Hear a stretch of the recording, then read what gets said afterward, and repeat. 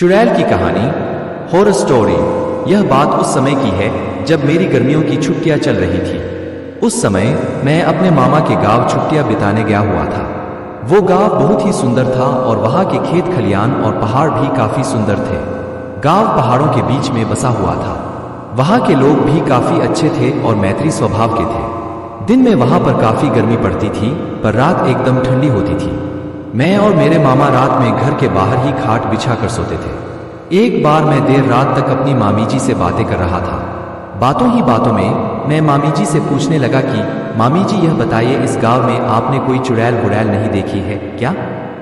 वैसे मैं आपको बता दूं कि मुझे भूत चुड़ैल की कहानियां सुनना काफी दिलचस्प लगता था, पर मेरी मामी जी बोली कि रहने दे, फालतू में तू डर जाएगा और रात को ढंग से सो भी नहीं पाएगा।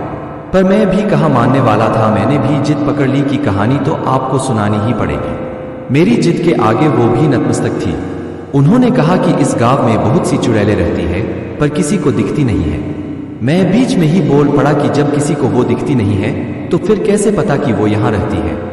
मामी जी बोली कि हाँ, किसी ने उन्हें देखा तो नहीं है, पर फिर भी कुछ लोगों ने उन्हें महसूस किया जरूर है। मैं बोला कि क्या आपने उन्हें देखा या महसूस किया है?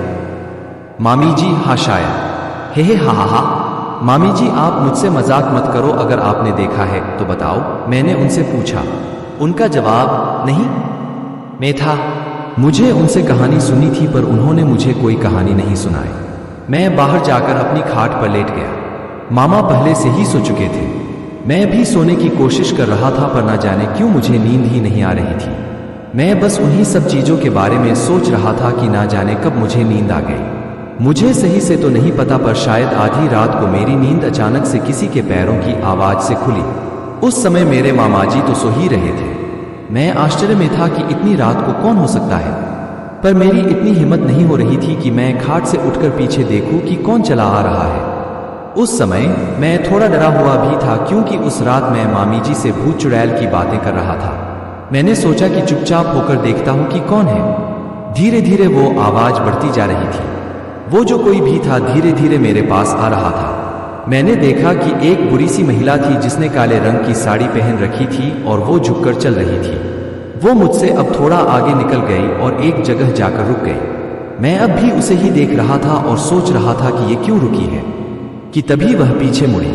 जहां वह रुकी थी वहां बल्ब की हल्की सी रोशनी पड़ रही थी। मैंने उसका चेहरा देखा और सच कहूं तो मैं उसका चेहरा देखकर डर गया। उसकी नाक लंबी थी और उसके चेहरे पर अजीब सी डरावनी हंसी थी। उसकी आंखें ऐसी लग रही थी जैसे वो मुझको ही देख रही है। मैंने अपनी आंखें बंद कर ली और चुपचाप ऐसे दिखाने लगा जैसे मुझे कुछ भी नहीं पता हो। थोड़ी देर बाद मेरे कानों में एक आवाज आई, हे तुझे क्या लगता है मुझे नहीं पता चला कि तू मुझे देख रहा है? मैं एकदम से नींद से उठा। सुबह होने में अभी भी कुछ समय बाकी था। मैं बोला, भगवान का लाख लाख धन्यवाद है कि यह एक सपना था। दोपहर के समय गांव के ही एक घर में लोगों का जमावड़ा, भीड़ लगा था। सब लोग चिल्ला रहे थे कि इस पर चुड़ैल आई है। मैं भी उनकी ही भीड़ में खड़ा था। सामने एक महिला पागलों की तरह हरकतें कर रही थी। सब लोग बोल रहे थे कि इस पे चुड़ैल का साया है। कोई कह रहा था कि रात को यह बाहर पेशाब करने गई, फिर लौटी ही नहीं। सुबह यह गांव के आखिर में उगे बरगद के पेड़ पर बैठी थी और कुछ गांव वाले इसे वहां से लेकर आए हैं। वो सबको देखकर हंस रही थी। एक समय ऐसा भी आया जब उसने मेरी तरफ देखा और हंसते हुए बोली कि तुझे क्या लगता है मुझे नहीं पता चला कि तू मुझे देख रहा है? मैं समझ गया था कि मैंने जो रात में देखा था वो मेरा सपना नहीं बल्कि हकीकत थी। मैं बहुत डर गया और वहां से भाग गया।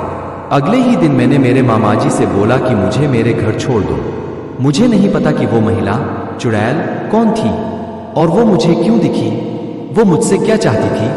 मुझे नहीं पता उस गांव की महिला के साथ उसने क्या किया, पर अब भी मैं उस रात के बारे में सोचता हूं तो डर जाता हूं।